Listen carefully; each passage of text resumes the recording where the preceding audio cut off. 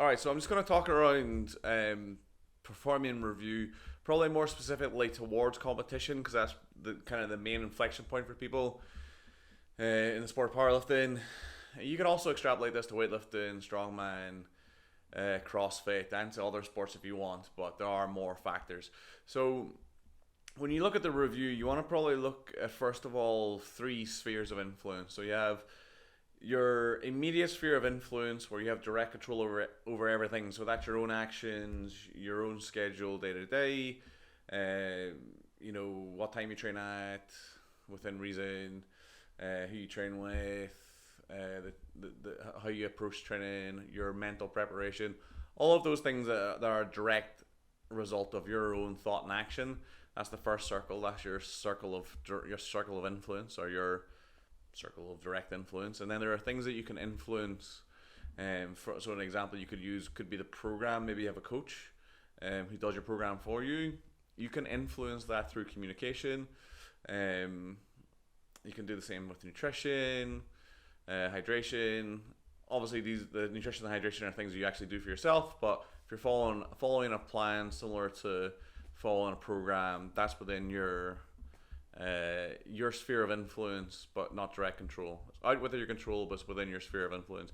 And then you have things that are out with of your sphere of influence and your control. So things you don't control that you have no influence over. So people call them externals, and externals is a fairly reasonable way to talk about them.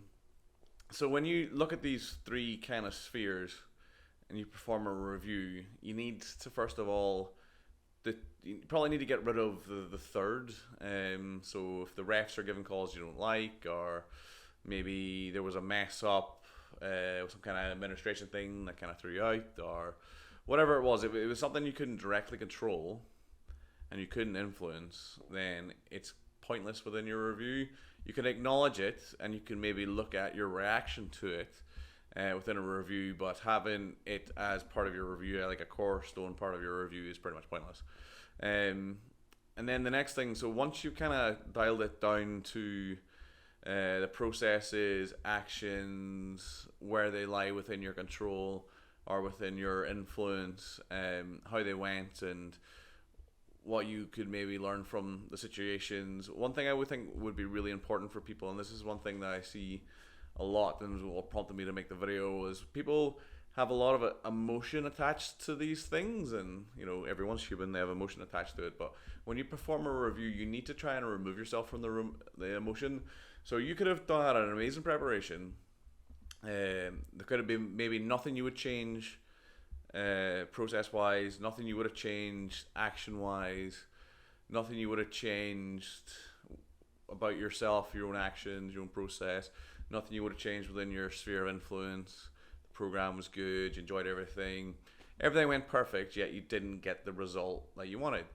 So when you perform a review, you might then take that as a negative outcome, and you might be like, right, that wasn't the meet that I wanted, that was not the performance that I wanted, that was a bad day. When in fact, if you've done everything, if you look in review and you wouldn't change anything, the processes are good and everything's good, then it's a good day, because there's variation within outcome.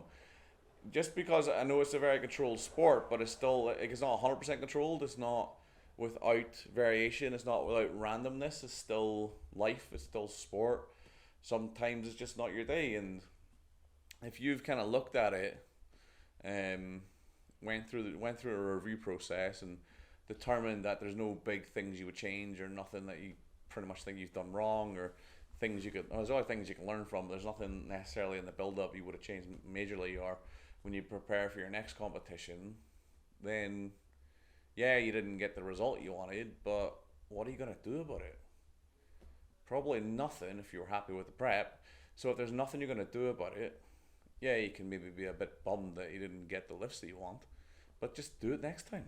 There's no. What I would kind of push towards is try and detach the emotion from the outcome.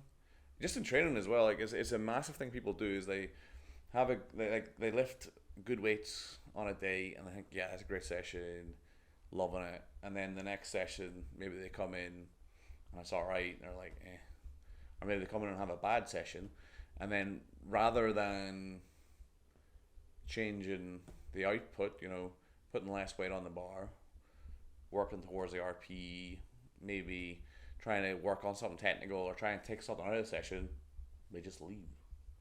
And then take nothing from the session because you can't take anything from a session you don't do. And they're just like that. Amazing session, best sport in the world. I fucking hate everything.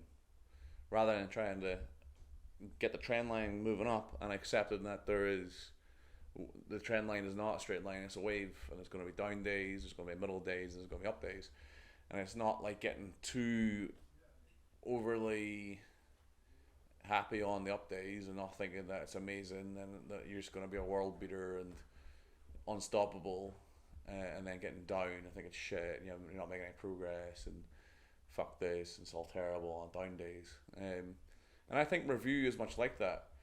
Same when you review a session, try and detach yourself from the emotion. Try and look at it as objectively and try and look at it within context. And you'll probably come away more confident in what you're doing. If there isn't anything that needs changed massively, you're going to become more confident in the process because you won't have a massive reaction, and then you'll get back to work, and then the next time you're probably going to have a good day because if you're doing the right things on average, you'll have good outcomes. And you'll be less up and down in your preparation. You'll be more consistent in your preparation, and you're just going to have a better time overall, right? Okay, thanks very much for watching. See you in the next one.